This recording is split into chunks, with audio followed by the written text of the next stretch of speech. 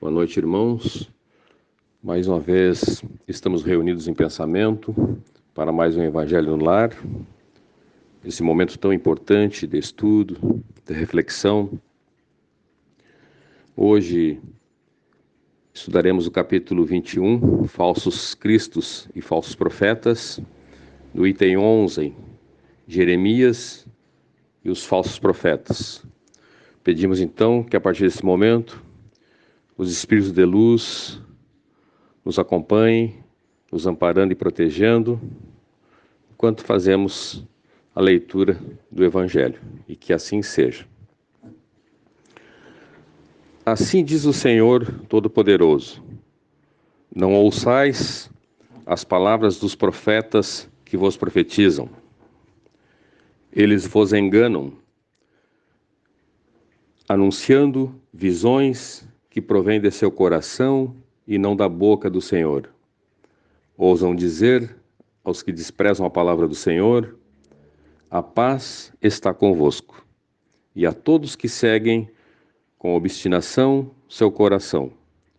Não vos acontecerá nenhuma desgraça. Quem esteve presente no conselho do Senhor para ver e ouvir a palavra? Quem prestou atenção à sua palavra e a ouviu? Eu não enviei os profetas, e eles correram? Eu não lhes falei, e eles profetizaram? Ouvi o que dizem os profetas que profetizam mentiras em meu nome, dizendo: tive um sonho. Até quando haverá entre os profetas os que profetizam mentiras e os que profetizam os enganos de seu coração? E quando este povo, ou um profeta, ou sacerdote te perguntar: qual é o fardo do Senhor? Eu lhes dirás: vós sois o fardo, e eu vos rejeitarei. Jeremias, capítulo 23, versículos 16 a 18, 21, 25 e 26 e 33, do Antigo Testamento.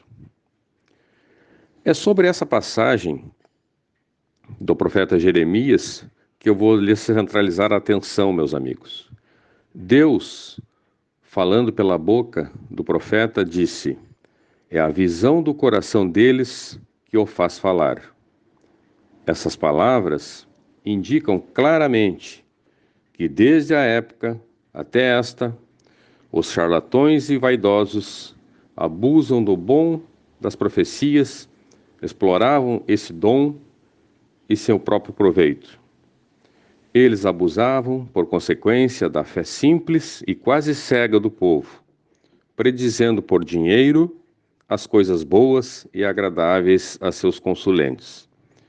Esta forma de fraude era bastante comum na nação judaica. É fácil compreender que o pobre povo, na sua ignorância, não tinha nenhum meio de distinguir os bons dos maus profetas, e era sempre mais ou menos enganado pelos impostores ou fanáticos que se diziam profetas. Nada mais significativo que essas palavras: eu não enviei esses profetas e eles se fizeram por si mesmos. Eu não lhes falava e eles profetizavam. Mais adiante, encontramos: eu ouvi esses profetas profetizarem a mentira em meu nome, dizendo: sonhei. Jeremias indicava, assim, os meios empregados para explorar a confiança do povo. A multidão, sempre crédula, não pensava em lhe contestar a sua veracidade, de seus sonhos ou de suas visões. Ela achava tudo muito natural e convidava sempre os profetas a falar. Após as palavras do profeta Jeremias, escutem os sábios conselhos do apóstolo João, quando diz: não acrediteis em todos os espíritos, mas experimentai se os espíritos são de Deus. É que se entre os desencarnados há também os que gostam de enganar, quando deparam com ocasião favorável para isso. Os enganados são, bem entendido, os médiuns que não se cuidam doutrinária e moralmente, o bastante para não serem desses espíritos.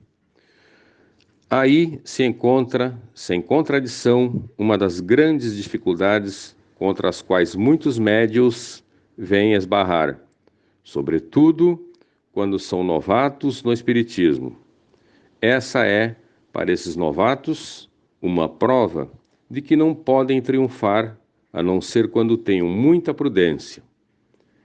Aprendam, pois, antes de tudo, a distinguir os bons espíritos daqueles que são falsos e mentirosos, para não virem vocês mesmos a se tornarem em outros falsos profetas.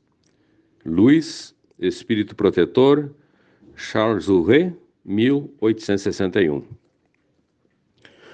Irmãos, a leitura de hoje, encerrando esse capítulo, nos traz aqui e nos deixa um alerta para não recairmos sobre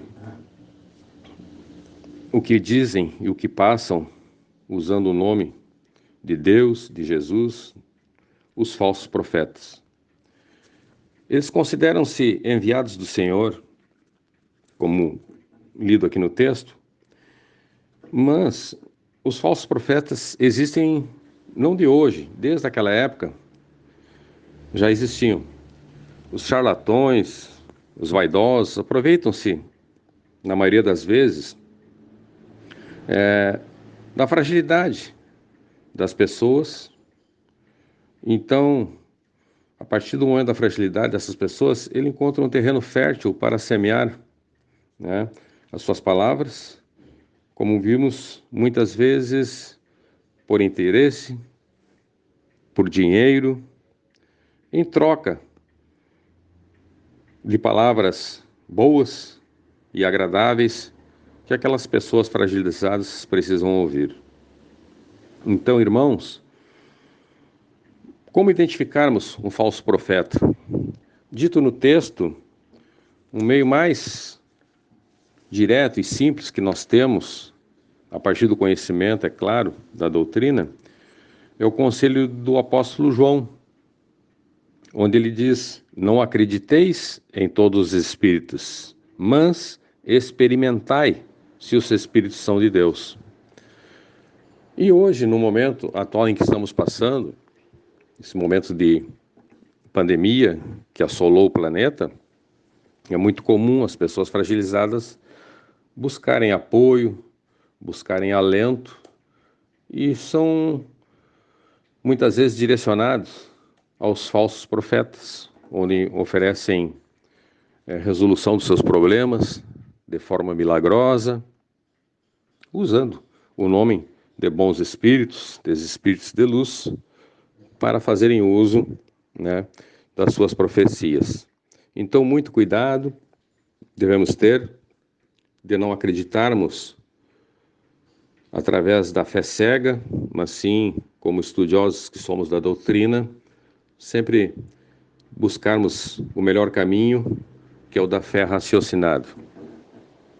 Penso que com essas palavras está feito o comentário do tema de hoje. E agora, mais uma vez, vamos elevar o nosso pensamento a Deus, nosso Pai Criador da vida, ao nosso irmão e mestre Jesus, nosso modelo e guia, aos espíritos de luz que nos acompanharam nesse momento e que estão sempre conosco, nos amparando e protegendo. Vamos fazer um pouquinho de caridade, dividindo essa luz divina que estamos recebendo nesse momento, mentalizando os nossos trabalhadores da Casa Espírita Eulália Nogueira, os seus familiares, os frequentadores, todos aqueles irmãos que de uma forma ou outra estão conectados conosco nesse momento, que estão nos seus lares, reunidos com seus familiares, que eles possam receber conforme o seu merecimento e a sua necessidade, um pouco dessa energia boa, energia curadora que estamos recebendo nesse momento. Vamos pedir também pelas águas, em especial a água que temos nos nossos lares, que seja colocado nela, através da magnetização, o remédio necessário para atender as necessidades, não só do corpo físico, mas também do campo mental. Vamos pedir pela limpeza dos nossos lares, que os espíritos de luz, neste momento, percorram todos os ambientes, retirando miasmas, negatividades, fluidos densos, e que o nosso lar possa ficar um ambiente puro, onde possa reinar a paz, a harmonia, a serenidade. Vamos pedir também, nesse momento tão especial, por todos os trabalhadores da área de saúde, que não medem esforços para bem atender a todos os pacientes e familiares acometidos pela pandemia, que eles sejam fortalecidos na fé, em nome de Jesus, de Deus, nosso Pai Criador, que esses irmãos possam ser protegidos e amparados.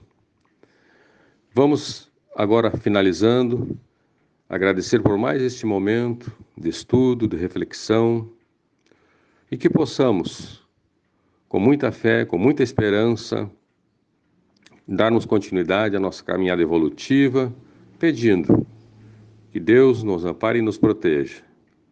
E em nome de Allan Kardec da Caridade, nós encerramos mais um Evangelho no Lar. E que assim seja.